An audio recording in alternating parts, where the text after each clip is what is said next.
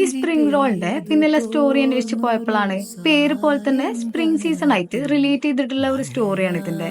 പണ്ട് ചൈനയിലെ ആളുകള് വിന്റർ സീസൺ ഒക്കെ തീരാൻ വേണ്ടി വെയിറ്റ് ചെയ്ത് സ്പ്രിംഗ് സീസണിനെ വെൽക്കം ചെയ്യാൻ വേണ്ടിയിട്ട് വെജിറ്റബിൾസ് ഒക്കെ കട്ട് ചെയ്ത് തിന്നായിട്ടുള്ള പാൻ കേക്ക് ഒക്കെ ഉണ്ടാക്കിയിട്ട് സെലിബ്രേറ്റ് ചെയ്യായിരുന്നു അത്രേ. ആ ഒരു സമയത്ത് ചൈനയില് കുറച്ച് യങ് ആയിട്ടുള്ള ഒരു കുക്ക് ഉണ്ടായിരുന്നു. ആള് കുറച്ച് പ്രായം ചെന്ന ഷെഫുമാരിൽ നിന്നൊക്കെ പഠിച്ചുകൊണ്ടിരിക്കുന്ന ഒരു സമയമായിരുന്നു.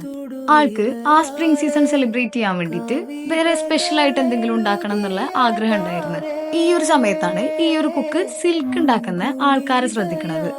ഓര് സിൽക്ക് ഒക്കെ ഉണ്ടാക്കുന്ന സമയത്ത് ഫാബ്രിക്സ് ഒക്കെ റോൾ ചെയ്യുന്നത് കണ്ടിട്ടാണ് മൂപ്പർക്ക് ഒരു പുതിയ ഐഡിയ വരുന്നത്. അങ്ങനെ ഫ്ലാറ്റ് ആയിട്ടുള്ള പാൻ കേക്കിലേക്ക് വെജിറ്റബിൾസ് നിറക്കുന്നതിന് പകരം കുറച്ച് വെജിറ്റബിൾസ് എടുത്ത് ഒരു ഷീറ്റിന്റെ ഉള്ളിൽ റോൾ ചെയ്തെടുത്ത് അതിനുശേഷം അതൊരു ഗോൾഡൻ കളർ ആവുന്നത് വരെ ഫ്രൈ ചെയ്തെടുത്ത് അങ്ങനെ സ്പ്രിംഗ് റോൾ ഉണ്ടായി. സ്പ്രിംഗ് റോൾ എല്ലാവരും ശ്രദ്ധിക്കപ്പെടുന്ന ഒരു ഡിഷായി മാറി. അങ്ങനെ വ്യാപാരികളും ട്രാവലേഴ്സ് ഒക്കെ ഇത് ഡിഫറെന്റ് കൺട്രീസിലേക്ക് എത്തിച്ച്. പിന്നെ കാലങ്ങൾക്കപ്പുറം അതില് മീറ്റ് ഒക്കെ ആഡ് ചെയ്യാൻ തുടങ്ങി. അപ്പോ നിങ്ങളൊന്ന് ട്രൈ ചെയ്ത് നോക്ക് സ്പ്രിംഗ് റോള്.